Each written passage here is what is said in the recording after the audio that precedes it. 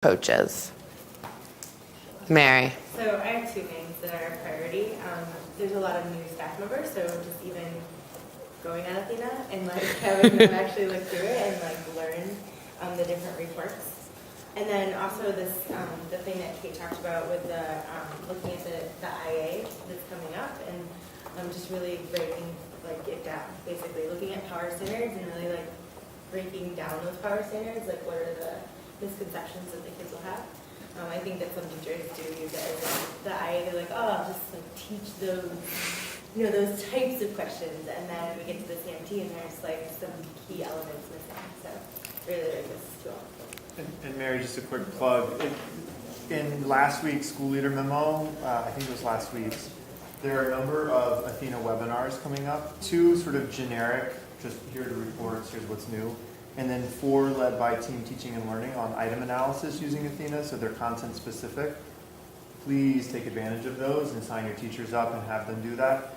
I think it's also very compelling if you do it at the school site as well, but I at least want you to know that that's a resource that we're trying to make available for your staff. Thank you for that. Okay.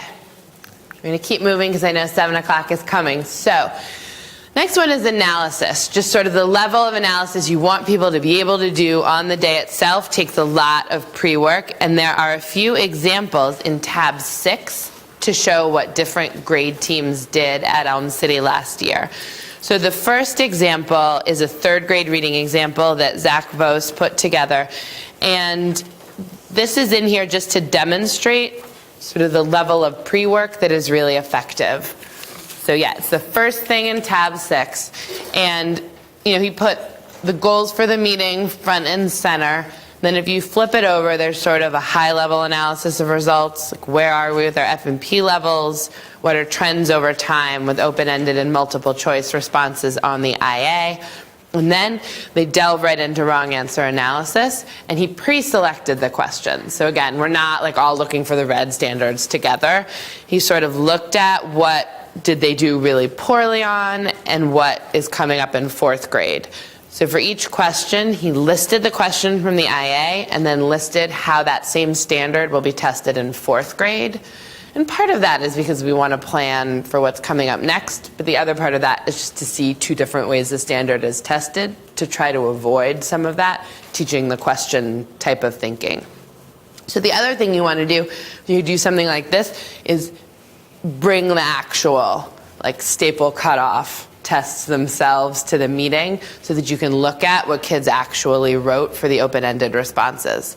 You can certainly call them up on Athena, which is great, but it can be hard if everybody's on their computer to then have a really effective meeting. So I like the old school big pile of papers, but then they went through and figured out what was the common error in this open-ended response, why did kids miss it, and then what's the strategy to reteach that. And I think I would also add a 3rd column if I were to do this again. That's like, what's the visual anchor that goes with that reteach strategy? So he just pre-selected the questions, and then they spent a really long time talking about these 4 standards and exactly how they were asked and what went wrong with students. And then if you keep flipping,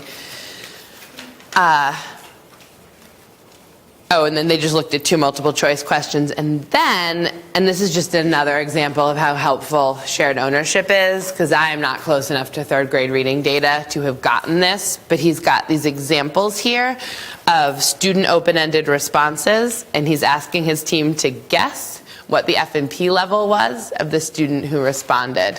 And the reason is, of course, it's totally counterintuitive. Some kids with really high F&P levels had really weak open-ended responses. So the question is why? And his theory that he came with was just that this was a burnout motivation issue, and he wanted his team to brainstorm around what to do about that.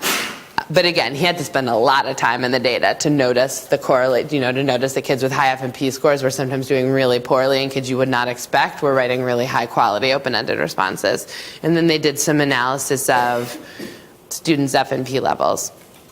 And our agendas don't look the same from day to day to day to day. Like, these are some pretty idiosyncratic things. Like, we're looking at these open-ended responses in depth, and we're looking at burnout, because that's what he figured out in advance would be most effective Other day-to-days, it's like, okay, everybody's stuck at F&P level M. Like, let's take a really good look at the N books. Let's take a look at the O books. Let's get out the continuum. Let's look at student responses.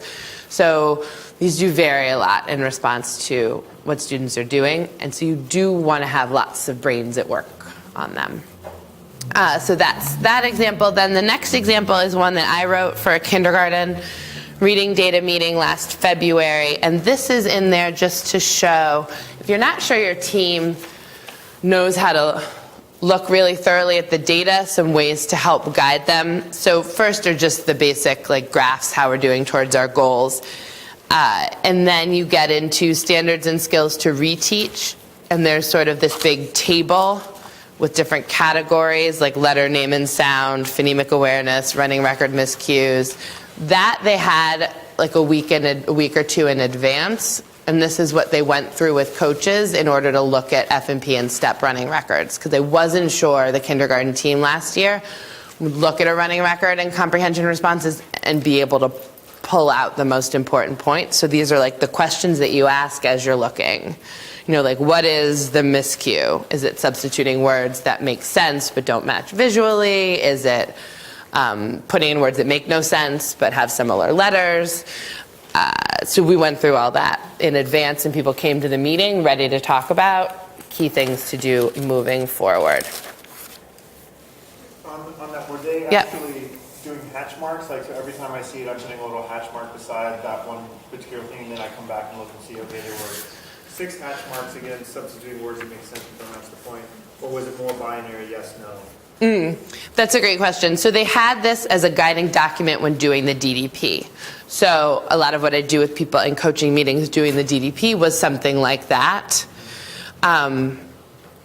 Just finding the trends, what's everybody doing. So little marks was effective. Then when we do the whole group share out, how the kindergarten reading meeting starts is just everybody gives like a little update.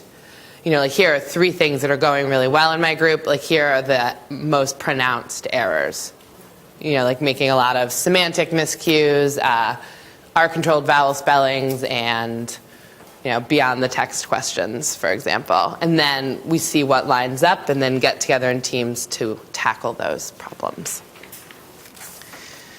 Okay, so we're going to pause for 2 minutes, think about analysis, come up with next steps.